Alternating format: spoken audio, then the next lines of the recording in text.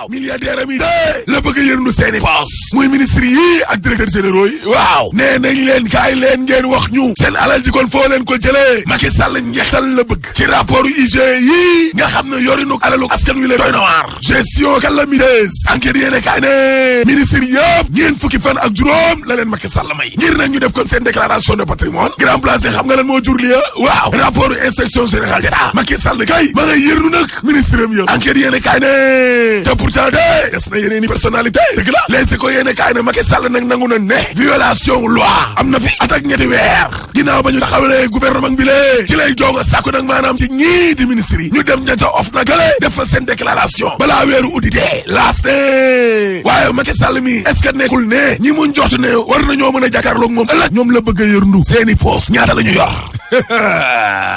xaayaar ku dégg séeréer 24 heures yéene kaay ne wañ seen loxo ne leen di ngeen wax lan ngeen yor waaw lii day gàcce la sax ci république bi laa la wax une honte pour la république juróom-ñetti atu yàlla ginnaaw ba Macky Sall falo muy fàttali nag ay ministre am ne leen dem nañ ca OFNAC source année attention tàngal ceeb la rek Macky Sall day tàngalaat ceeb rek parce que yow 2019 waaw ca la source a bindoon ne OFNAC de ay jafe-jafe la ñoo ci juróom-ñetti téeméer ci ay autorité 800 ñeenti téeméer ak juróom fukk ak ñett de ñoo dem bind ca kay ga yéene kaa gi ne jibalay kadee ba muy dund waaw dane woon bii dee mooy bu njëkk borom daraja ju toll ni président de la république jox ndigal ay ministre am ñoo ñee lànk man day jibo maa ngi koy doog a gis box sobli ne waaye bi yoon de Macky Sall da leen a wutal ab de Cheikh Diallo ci direct news waaw nee na président Macky Sall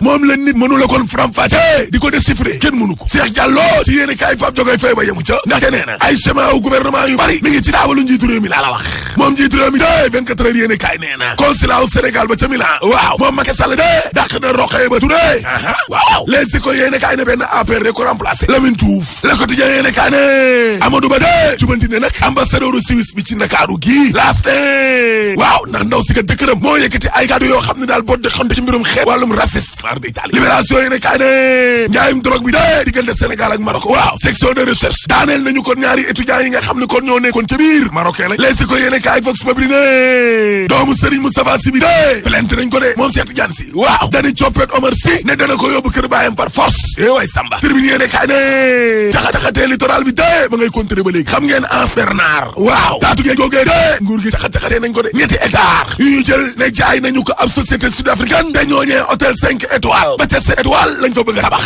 way Samba Bassirou Diomaye Faye ci critique yéene kaay waaw nee na gis nga fulla ak fayda gi day rigueur bi fu gënoon a nekk waaw Macky Sall du ma seen nekk njiitum réewum Sénégal laa la wax l'observateur ne xam nga sénégalais yi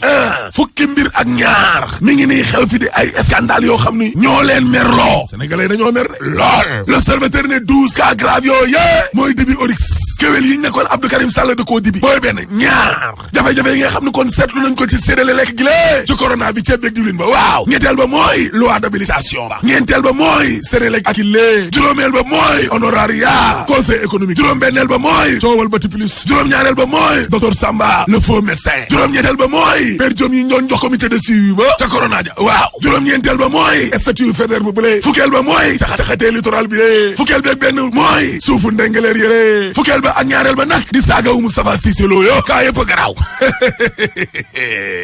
kaa yi de ak lu ñu garaaw kaaw pétrole bee ko gën a garaaw fuuf Aliou gaz gaa yi mënuñu koo fàtte parce que suul gaz du ko tere xañ te troisième mandat dañ ko fi tere rek boo paree ma ne la alaaji tëjal